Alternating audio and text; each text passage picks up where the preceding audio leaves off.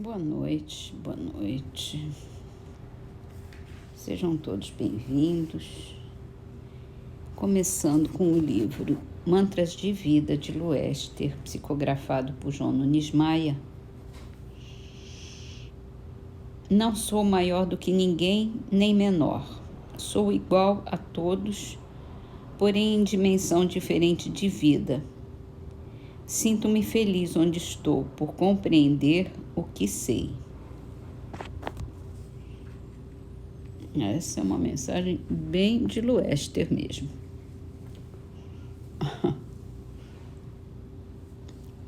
Passando para o Livro dos Espíritos, a pergunta 846. O organismo exerce influência sobre os atos da vida? Se essa influência existe, não será exercida com prejuízo do livre-arbítrio? É inegável que sobre o espírito a matéria exerce influência, que pode embaraçar-lhe as manifestações. Daí vem que nos mundos em que os corpos são menos materiais do que na Terra, as faculdades se desdobram mais livremente. Porém, o instrumento não dá a faculdade. Além disso, é preciso distinguir as faculdades morais das intelectuais. Tendo um homem o instinto do assassínio, seu próprio espírito é indubitavelmente quem possui esse instinto e quem lhe dá. Não são seus órgãos que lhe dão. Semelhante ao bruto, e ainda pior do que este, se torna aquele que nulifica seu pensamento, para só se ocupar com a matéria, pois que não cuida mais de se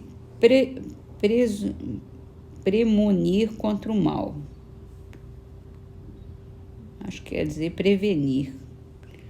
Nisto é quem corre em falta, porque assim procede por vontade sua.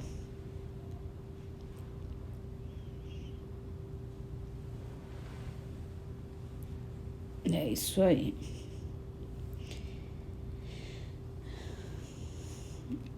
A gente sempre tem responsabilidade pelo que faz, independente da influência da matéria, claro, e dos espíritos e seja lá do que for. Então vamos para obras póstumas. No capítulo da iniciação do Allan Kardec no Espiritismo, e essa mensagem foi dada em Paris, em 30 de janeiro de 1866, no grupo do Sr. Golovini. Médium é o Sr. L. E se intitula Precursores da Tempestade.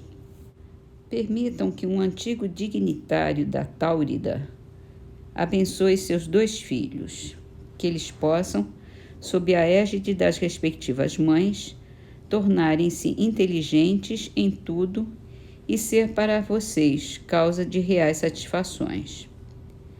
Desejo que sejam espíritos convictos, de tal modo que se saturem da ideia de outras vidas, dos princípios de fraternidade, de caridade e de solidariedade, que os acontecimentos que se precipitarão quando eles estiverem em idade de consciência e de razão não os espantem, nem lhes enfraqueçam a confiança na justiça divina em meio das provas pelas quais a humanidade tem de passar. Por vezes, o azedume com que os seus adversários os atacam os surpreende. Segundo eles, vocês são loucos, alucinados, tomam a ficção pela realidade, ressuscitam o diabo e todos os erros da Idade Média. Sabem que responder a todos os ataques seria travar uma polêmica sem resultado. O seu silêncio prova a sua força. Se não lhes der ocasião de retrucar, acabarão se calando. O imprevisto é o que mais pode temer, que se pode temer. Se se desse uma mudança de governo no sentido do mais intolerante ultramontanismo, certamente seriam perseguidos, escarnecidos, condenados, expatriados. Mas os acontecimentos mais fortes que as maquinações em surdina preparam no horizonte político, um temporal bastante violento, e quando a tempestade estalar, tratem de estar bem abrigados, de ser bem fortes e muito desinteressados. Haverá ruínas, invasões, delimitações de fronteiras, e desse naufrágio imenso que virá da Europa, da Ásia, da América, somente escaparão, fiquem sabendo, as almas temperadas, os espíritos esclarecidos, tudo que for justiça, lealdade, honra, solidariedade. As suas sociedades são perfeitas, tais como se acham organizadas? Tem aos milhões os seus párias. A miséria enche incessantemente suas prisões, seus lupanares e abastece os cadafalsos. A Alemanha assiste, como em todos os tempos, à imigração de seus habitantes a centenas de milhares, o que não faz honra aos seus governos. O Papa, príncipe temporal, espalha o erro pelo mundo em vez do espírito de verdade, de que ele se constituiu o emblema artificial. Por toda parte, a inveja. Vejo interesses que se combatem e nenhum esforço pelo erguimento do ignorante. Os governos, minados por princípios egoístas, pensam em se fortificar contra a maré que sobe, maré que é a consciência humana, que afinal se insurge após séculos de expectativa contra a minoria que explora as forças vivas das nacionalidades. Nacionalidades que a Rússia não encontre terrível escolho, um cabo das tormentas nessa palavra. Bem-amado país, não esqueçam os teus homens de Estado que a grandeza de uma nação não consiste em ter fronteiras indefinidas, muitas províncias e poucas aldeias, algumas grandes cidades num oceano de ignorância, imensas planícies desertas, estéreis, inclementes como inveja, como tudo que é falso e emite sons falsos.